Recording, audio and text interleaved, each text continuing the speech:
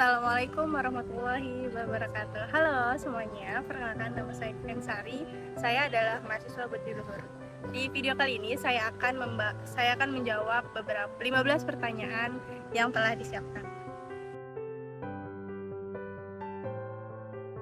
Menurut saya, interpersonal skill itu sangat diperlukan bagi kita untuk menjalin hubungan baru terhadap orang lain. Kenapa? Karena di dalam ilmu interpersonal skill itu kita diajarkan bagaimana cara kita berkomunikasi dengan orang lain, dan juga bagaimana kita bersikap terhadap lawan bicara, dan juga bagaimana kita menampilkan kepercayaan diri terhadap diri.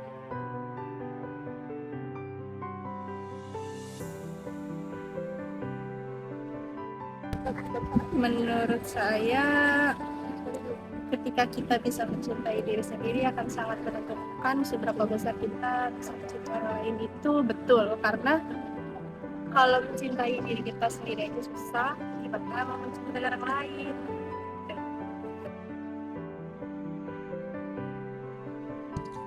Penampilan menarik sangat diperlukan bagi kita dalam rangka menjalin hubungan orang lain. Menurut saya itu perlu diperlukan ya, karena apa? Karena first impression itu cukup berpengaruh bagi kita untuk menjalin hubungan terhadap orang lain. Jadi kalau misalkan first impression kita dari awal udah jelek, gimana nanti ke depannya kalau misalkan mau menjalin hubungan tersebut. Jadi berusaha semaksimal mungkin kita berpenampilan menarik terhadap lawan bicara kita.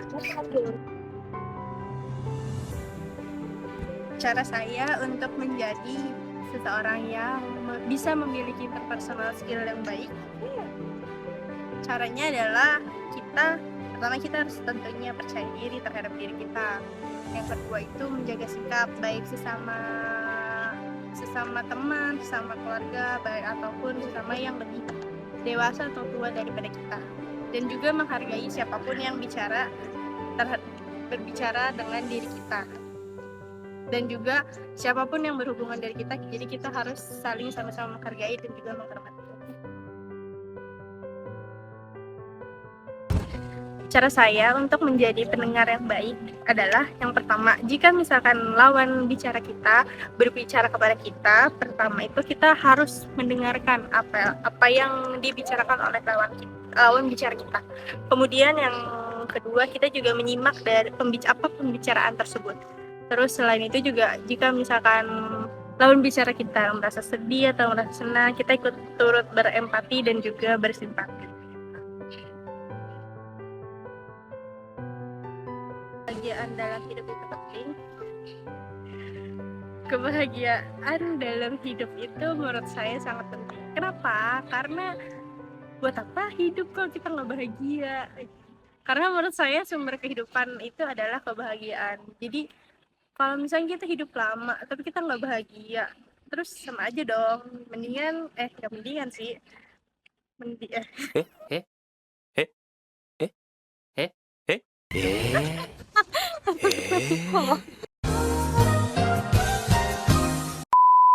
Kalau misalkan kita nih diberi umur panjang, terus sehat, tapi kita nggak bahagia, nah sama aja dong. Nanti kebahagiaan itu sendiri tuh bakal merusak kesehatan kita. Entah kayak kita nggak bahagia secara mental, dan itu akan mempengaruhi fisik kita dan juga bagaimana kehidupan kita sehari-hari.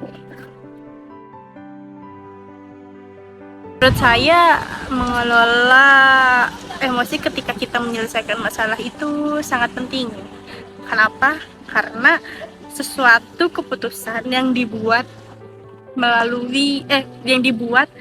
ketika kita emosi itu menurut saya akan sia-sia, atau mungkin bakal akan ada penyesalan, karena di situ emosi kita tidak stabil, dan pola pikir kita juga bakalan terpengaruhi oleh emosi tersebut. Cara saya mengelola emosi saya ketika menghadapi masalah, yang pertama, yang pasti saya akan meredakan emosi saya dulu. Jadi saya harus berdamai dengan diri saya dulu terhadap apa masalah tersebut. Kemudian jika emosi kita sudah reda, sudah tenang, baru kita mencari solusi dan juga jalan keluar terhadap masalah tersebut.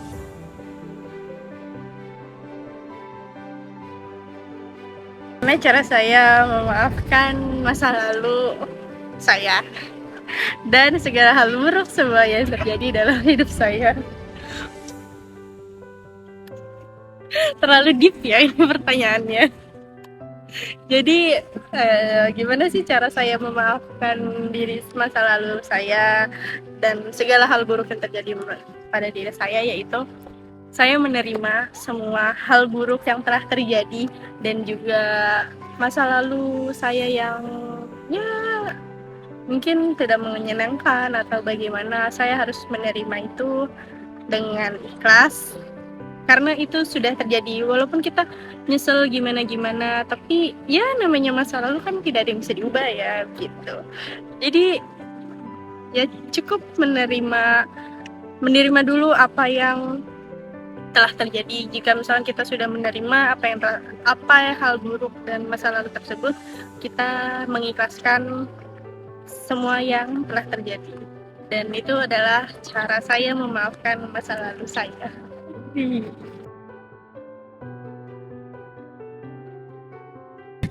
Cara saya nantinya akan memimpin keluarga itu dan biar saya memberikan kebahagiaan di setiap harinya itu, karena saya belum berkeluarga ya. Jadi mungkin ini hanya angan-angan dan juga mungkin prinsip hidup. Jadi kalau kepada anak kita atau pasangan kita, pasti mungkin setiap sebelum tidur akan melakukan kita, mungkin kita bicara kayak hari ini ada masalah, hari ini ada cerita apa, hari ini ada keluh kesah apa, ada berita bahagia apa. Jadi sharing antara sesama keluarga, baik dengan pasangan maupun dengan anak. Tentunya saya akan membuat strategi terhadap kelompok saya atau regu saya. Kemudian setelah saya membuat strategi itu, pastinya strategi itu akan ada akan ada beberapa job desk atau hal-hal yang harus dilakukan, dan saya akan membagi hal-hal tersebut kepada setiap orang yang ada di kelompok saya ataupun regu saya.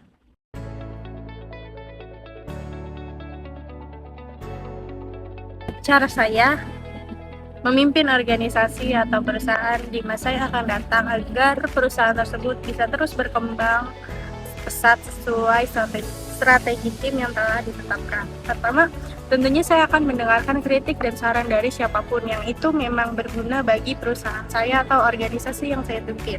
Kemudian yang kedua itu, kita pastinya tentu akan mengikuti perkembangan zaman atau teknologi tentang tren-tren apa saja nih yang lagi booming di masyarakat, dan juga kita harus sharing terhadap sesama karyawan. Mungkin karyawan atau customer kita bisa mengasih masukan atau mungkin ada keluhan, kritikan seperti itu. Kita harus mendengar dari beberapa perspektif yang ada dari bagian perusahaan tersebut.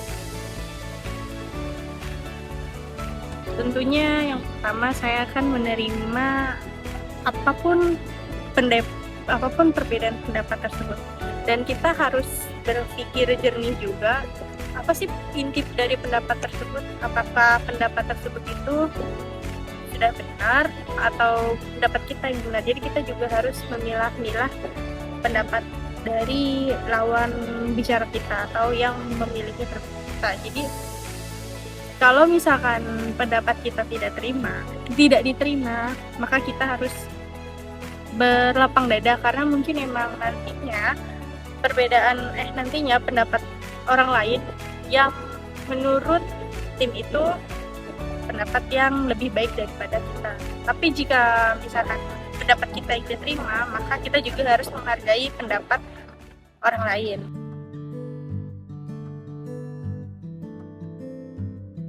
Ketika saya telah menyelesaikan mata kuliah interpersonal skill ini, saya menjadi pribadi yang lebih baik.